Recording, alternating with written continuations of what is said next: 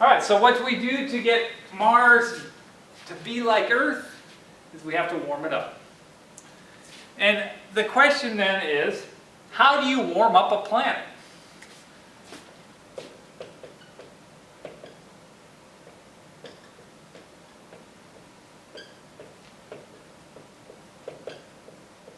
I mean, on the Earth, we're on the other side of that, right? We're on the inside here. We're worried about getting too hot. We're worried about global warming, changing the whole surface of the Earth and changing our biodiversity and all our challenges of getting too warm. Mars is the other way. We need Mars to get warmer. So how do you warm up a planet? Well, it's not easy to warm up something as big as a planet. There are a lot of different ideas. One is to drill holes, or drill, tunnels into Mars. Because just like on Earth, as you go down deeper into Mars, it's warmer. Same thing with the Earth. As they go down in the mines, it gets hotter and hotter, and you can take that heat and bring it out. Essentially, it's using the thermal energy from the inside.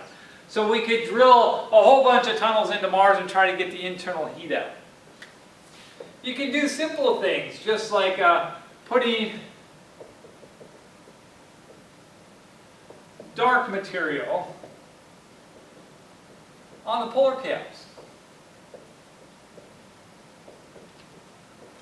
Remember, dark material absorbs more sunlight. One of the problems with white ice is ice reflects most of the light that's hitting it, so it doesn't absorb very much. So the snow and the ice doesn't melt. But if you covered the polar caps, these white polar caps, in the dark dust, that would absorb the energy which would melt the polar caps. 3, you can produce heat engines.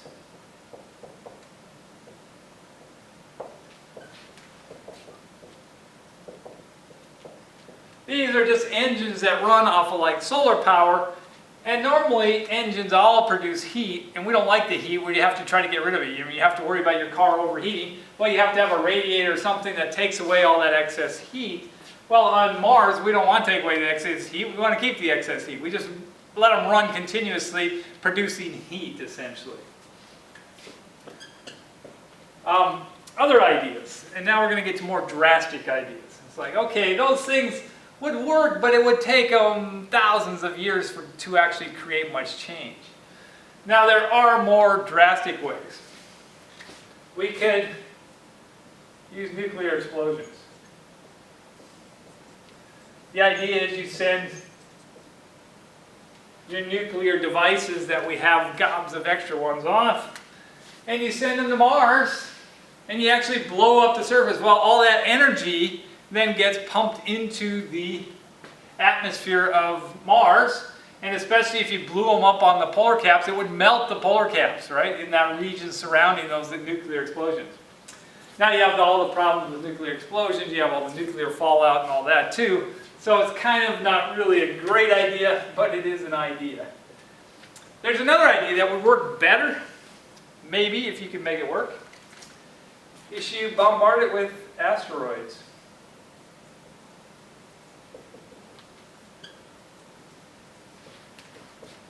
Remember, Mars is on the edge of the asteroid belt. So there are some asteroids that come by really close to Mars. We could divert them into Mars. The opposite of what we want to do on the Earth. On the Earth, if one's coming for the Earth, we want to divert it away from the Earth, but we want to divert it into Mars. Then it's going to hit Mars. It's going to create a huge impact crater, but it's also going to add a whole bunch of energy to Mars and a lot of heat. And so you divert it into the Martian polar caps, and then that would definitely melt the polar caps, especially if it was a large enough asteroid. You could melt the polar caps very quickly. It would also spew up gobs of dust and all that. You'd have to deal with all that kind of stuff. But you would heat up the planet much more quickly. Now, do we have the ability to do this? Well, there's questions about whether we have the technology to make that work and how well it would work. But those are ideas. These are just a lot more extreme than the other ideas. If you could do this, and some people have speculated that if you could do all this, heat it up, you could heat it up within a couple hundred years and make it so that it could support liquid water. Once you get liquid water, we could introduce plant life. And that plant life then would start to change the carbon dioxide atmosphere into an oxygen atmosphere. And over thousands of years, depending on how well we seed the planet, you could get enough oxygen, you could have a thick enough atmosphere that people or humans could actually go live there. And that would be a long-term effect for changing Mars into a habitable planet. Now there's also some ethical questions as should we do it?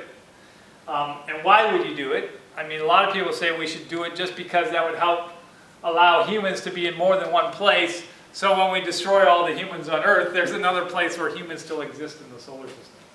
Who knows? You can think about this for whatever you will.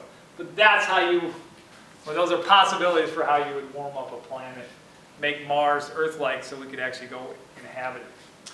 Right now, we send astronauts to Mars. It's going to be just exploratory. It would be pretty much like going to the moon. They'll always have to have spacesuits. They'll have to have all their enclosures with all their shelter and food and water and everything with them as well. All right, that's it for Mars.